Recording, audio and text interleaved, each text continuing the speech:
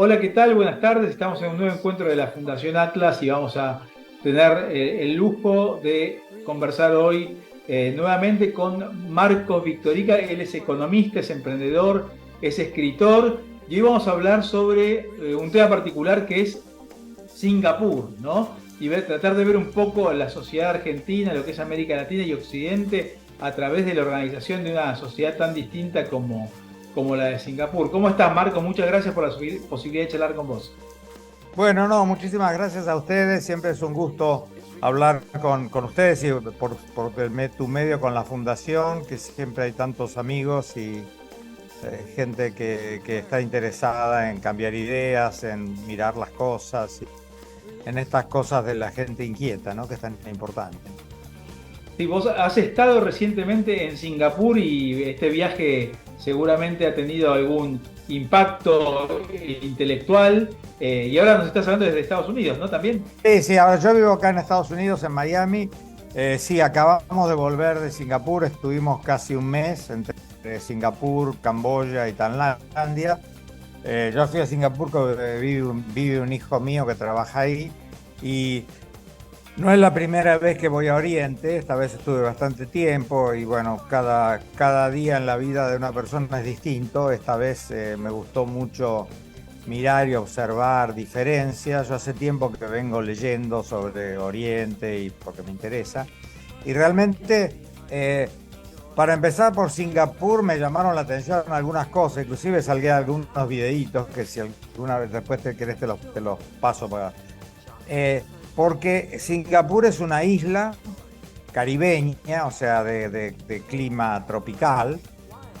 En realidad es una ciudad-estado, o sea, es muy chiquita, pero finalmente es una isla que tiene la característica de que en los 60 Lee Yan, y no me voy a acordar el tercer apellido, el ministro o el dictador de alguna manera de Singapur, que era comunista, tomó la decisión de transformarse a la isla en capitalista.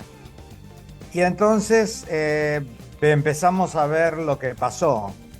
Realmente, para hacerlo en términos numéricos, Singapur en los años 60 tenía un ingreso per cápita de 400 y algo de dólares.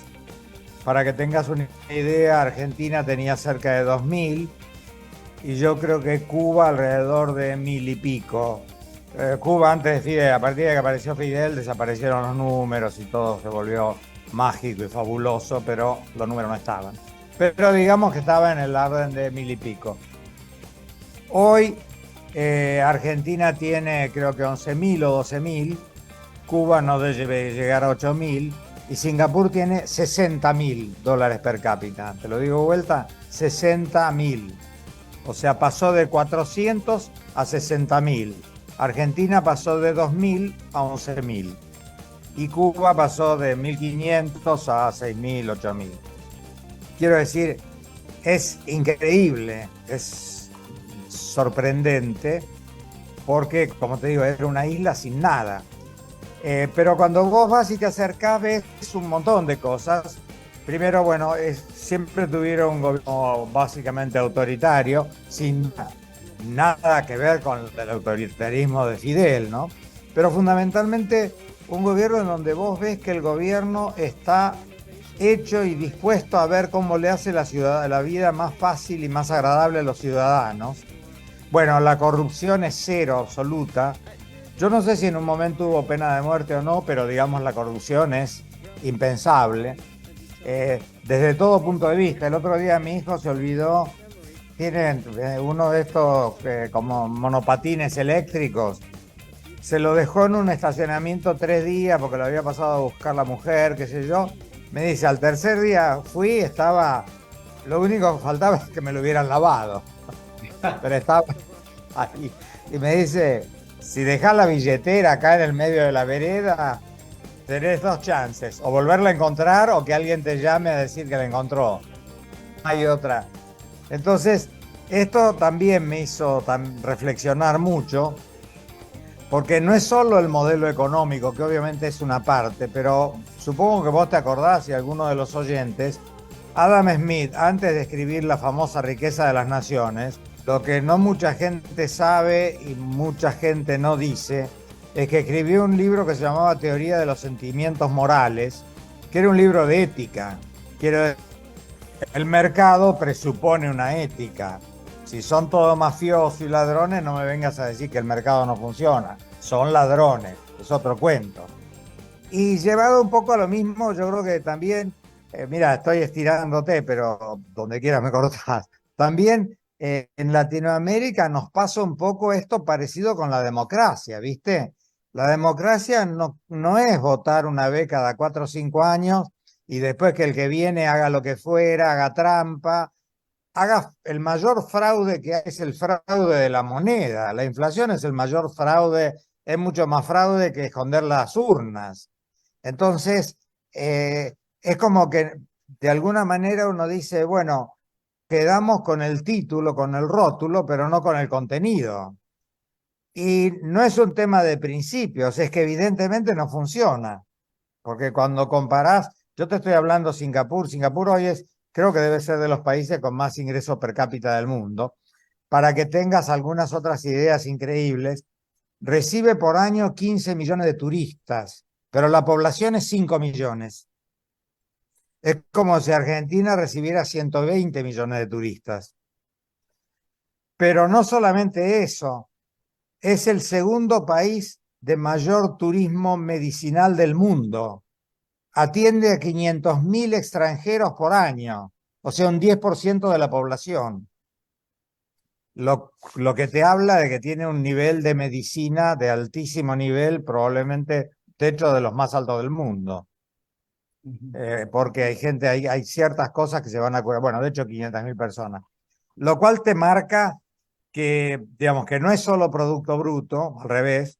Como yo digo, no tiene vaca muerta, no tiene soja, no tiene nada. Tiene cultura, mucha educación y disciplina. Un alma, la gente quiere. Me extrañó, me llamó la atención también, no solamente de Singapur, de todo Oriente, el nivel de espiritualidad que tienen, ¿no? Son hiperreligiosos. En general es el budismo lo que más impera, pero no importa cuál, pero tiene un sentimiento religioso enorme. Vos lo encontrás en un shopping, en un comercio, en el aeropuerto, en donde fuera, tenés una estatua de Buda o de otro dios, la gente que, o sea, eso me pareció muy impactante, en parte en contraposición en mucho de lo que pasa en Occidente, ¿no? Que pareciera que el ser humano se ha vuelto cada vez más materialista. Ahora hay un cierto revival del espiritualismo que paradójicamente uno podría decir que tiene mucho que ver con la mística de las religiones orientales, ¿no? Porque hay mucho de yoga, de Buda, de mindfulness, de cosas que vienen de Oriente, lo cual no está mal, digo, al revés, es una forma de ver la cosa, pero también de empezar a entender la riqueza o las cosas importantes que hay de la otra parte del mundo. Yo no sé a vos, pero yo en el colegio de Oriente aprendí nada, que no, que estaban lejos. Claro, ¿no? Incluso hoy en día, viste que cada vez se habla más, no quiero irme de tema, pero en el punto de vista de la historia de la vida de Jesucristo, no se sabe bien qué pasó entre los 12 años y los 30 y hay hipótesis sobre su ida hacia Oriente, ¿no? Y su choque con su conexión con el budismo y que en parte el valor agregado, digamos, del catolicismo, cristianismo respecto del judaísmo previo tiene que ver con muchas instituciones religiosas que tienen mucho en común con Oriente, ¿no? Con el budismo. No, y es muy probable. Mira, yo soy muy espiritual, pero es como que me cuesta centrarme en una religión porque creo que las religiones terminan tomando muchas características del ser humano que no tienen que ver con Dios. Las respeto todas, pero bueno.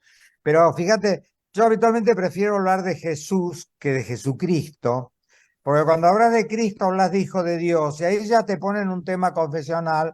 Ni lo discuto ni lo dejo de discutir, pero lo que está claro es que Jesús fue el mayor profeta de la humanidad, como Jesús. Claro. Después vos podés decir que crees que fue hijo de Dios o no, está fenómeno, no, pero ahora como mayor profeta de la humanidad, de hecho, primero tiene una cosa que a los católicos les cuesta mucho, yo no sé por qué reconocer, que era rabino, es el mayor rabino de la historia. De hecho, Jesús lo que plasmó, llamémosle en términos radicales modernos, es una interna en el judaísmo. Él no era japonés. Claro, claro, claro, claro, claro. Él vino y dijo, miren señores, ustedes están haciendo tal cosa mal, qué sé yo, desde lo judío, que era él, que, que, que es parte de la tradición abránica, digamos. Y es muy probable que haya hecho esto. Vos ves entre Moisés, Abraham, Buda, después Mahoma, básicamente Jesús fue el profeta de la paz. Dentro de Ujú. todo, cada uno de ellos trajo un mensaje. Buda era la serenidad, Jesús básicamente era la paz. Lo cual nos estamos yendo de tema o no, depende de lo que le interese a cada uno, pero lo cual es muy interesante porque cuando ves gente como pasó acá en los 70, el matar por Cristo, pero por cualquier idea de Dios, matar por una idea de Dios es lo más antitético que hay. Totalmente, no, no. No, y O no creo que sea, nos estemos yendo de tema porque justamente estamos hablando de este mundo que es cada vez más pequeño, ¿no? Es más chico sin y que duda. nos permite a Occidente acercarnos a Oriente de forma masiva y a ellos lo mismo y elegir lo que nos parece mejor de cada cultura, de cada sociedad e ir mutando, evolucionando en base a esta ampliación del menú de opciones, ¿no? Como ha sido justamente el viaje que vos contás y todo lo que estás contando de este crecimiento del Producto Bruto por habitante y de las instituciones que llevaron a esta situación en Singapur. No, sin duda. Mira, hay cosas, por ejemplo, hay fenómenos en Singapur que te marcan. Yo ya había estado hace bastantes años en Taiwán, en Japón, en Corea del Sur, y ves que ellos, en general, bueno, Taiwán es China. Yo no estuve en China continental, pero finalmente son los mismos chinos.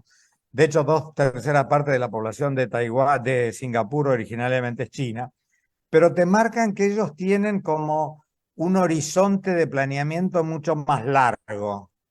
O sea, viste, por ejemplo, en Singapur ya te hablan que ya están planeando de acá al año 2050. Te lo dicen como si te dijera, me decís qué estás pensando hacer para tu próximo cumpleaños, ¿viste? Igual que acá, ¿no? Exacto. Sí.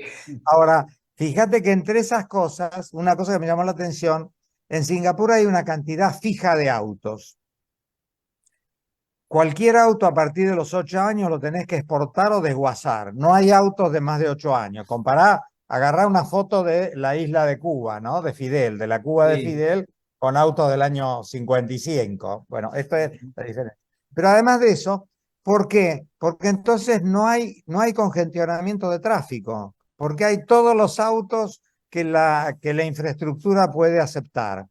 Obviamente hay medios de transporte públicos de todo tipo, monorriel, subterráneo, tren, aire acondicionado, todo. Pero la cantidad de autos está acotada, entonces vos vas de un lado a otro y nunca demorás más de lo que tendrías que demorar. Ujú. Es increíble como planeamiento. Claro. Y te ¿Entendés? consulto un poco me planteo los límites de la democracia, ¿no? O los límites de la democracia sin límites, ¿no? Como sin equilibrio de poderes en términos de Montesquieu, como la que Exacto. vivimos en muchos países de América Latina, ¿no? Si a veces la burocracia retrasa, distorsiona la toma de decisiones y nos pone en una especie de limbo, digamos, en el cual podemos permanecer eternamente. Mira, ahí hay dos cosas que hay que ver. Por un lado, primero, la democracia, como decíamos, con una ética, porque el problema es que nosotros estamos viendo en muchos de nuestros países la democracia sin ética, o sea, la democracia como una excusa para manotear el poder de la manera que sea y después hacer cualquier cosa. Entonces, vos sabés que, no, por ejemplo, en Japón es famosa la gente que lo descubren un hecho de corrupción y se suicida. Estos son éticas.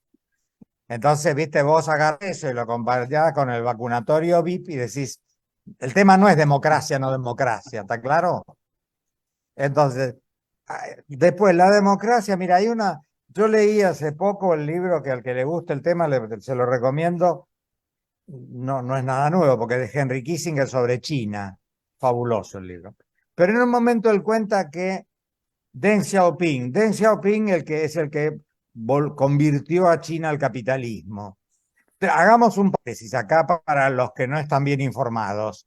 Hoy la economía no es más materia de discusión ideológica, ¿está claro? Nadie en el mundo civilizado que sabe leer discute la ideología económica y la economía como una ideología.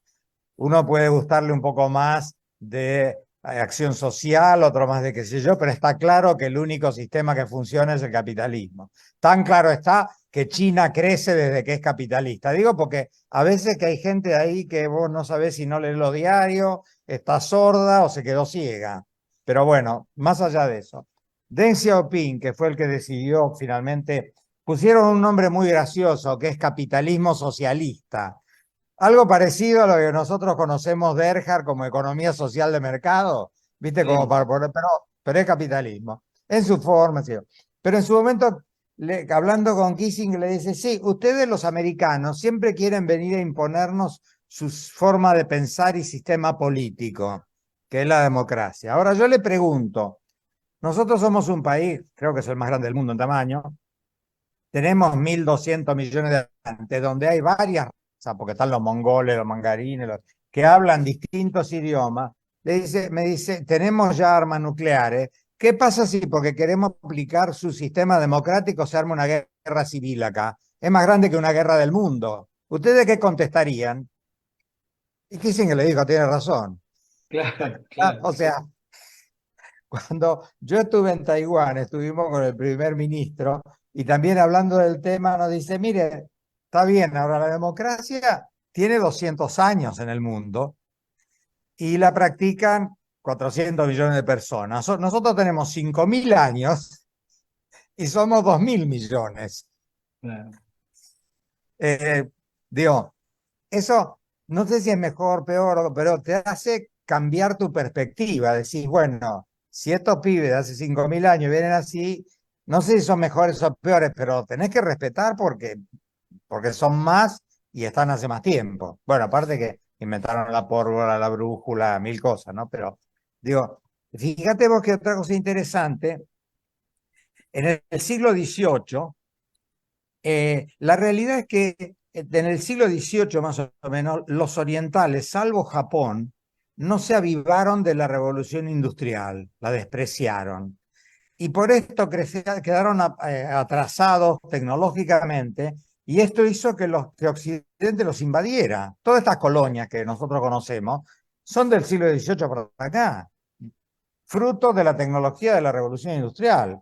Hasta el siglo XVII, para el emperador de China, más allá de las fronteras y de India, estaban los bárbaros, y punto. Totalmente.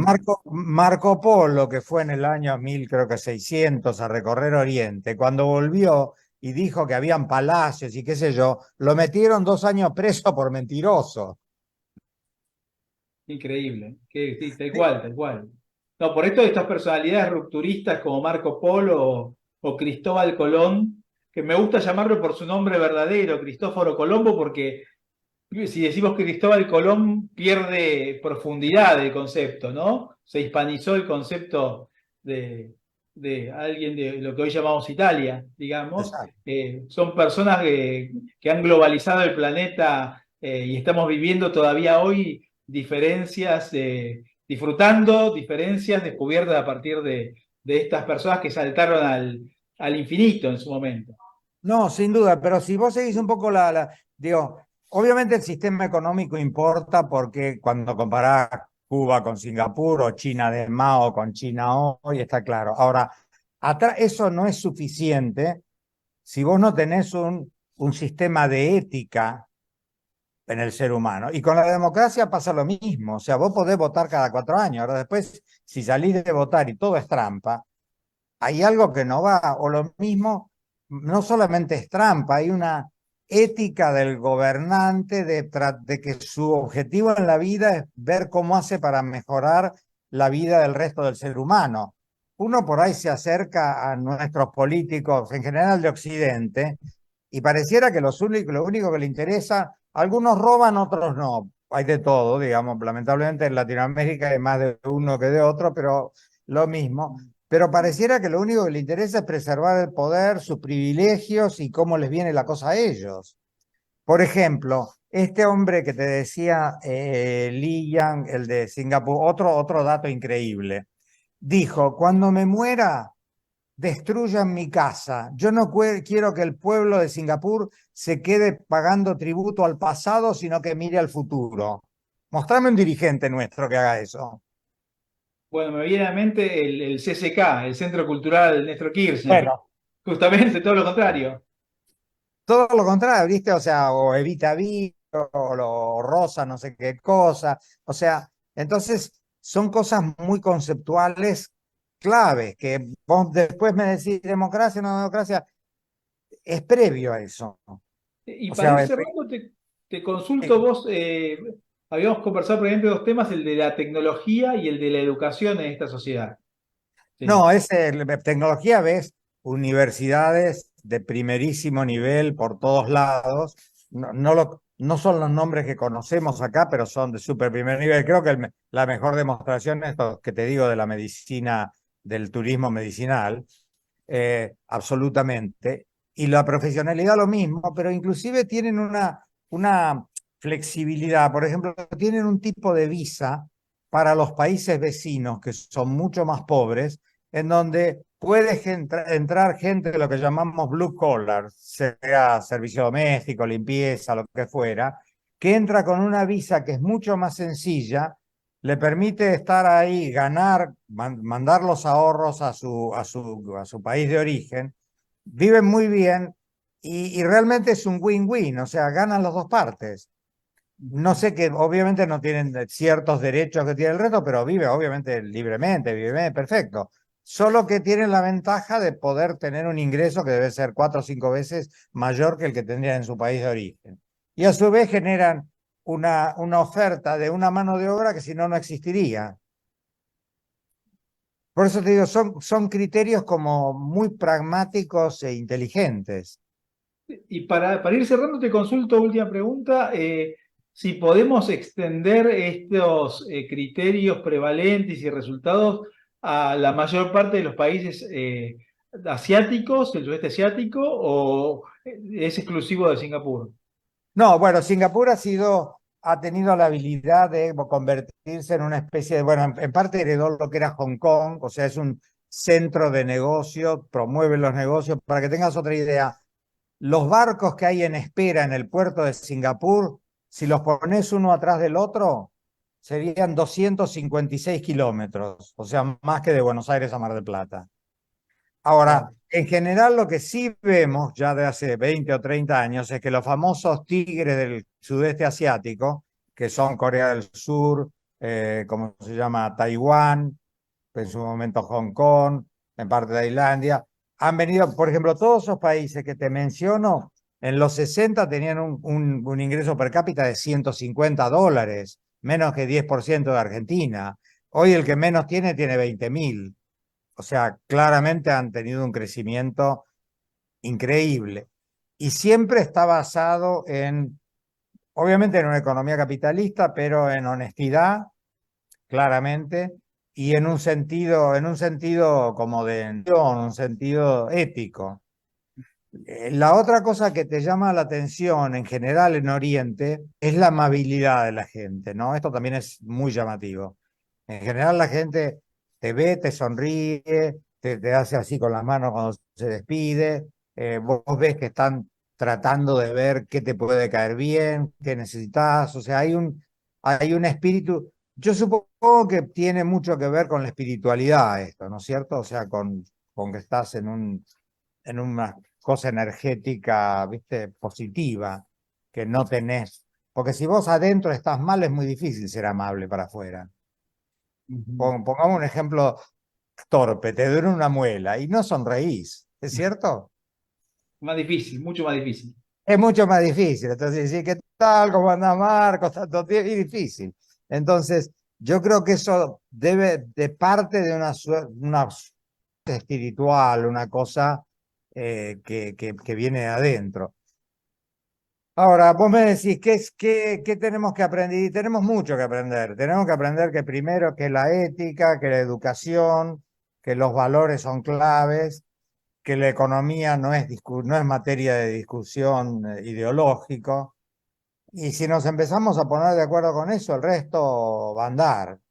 Y que de hecho, salvo Estados Unidos y Australia y los países petroleros, que son 4 o 5, de los 15 países con más Producto Bruto per cápita, el resto no tienen recursos naturales. O sea, no solamente Singapur, Finlandia, Luxemburgo, todos esos son la mayoría de los otros del sudeste asiático. Quiero decir, la riqueza está en el hombre, no en la tierra. Marco, muchísimas gracias por la posibilidad de charlar con vos una vez más y sobre este caso tan interesante que nos lleva a la reflexión y a veces a replantearnos conceptos que tomamos por dados, ¿no? Está muy buena esta visión porque te sacude el avispero, digamos, y te obliga a reflexionar en torno a las causalidades profundas, ¿no? Así que te agradecemos mucho y bueno, esta entrevista va a estar publicada en todas las redes sociales y también los shorts, reels en las distintas redes, proveyendo partecitas destacadas de esta charla que hemos tenido. Muchísimas gracias. No, gracias a vos y siempre a tus órdenes. Que sigas bien. Muchas gracias.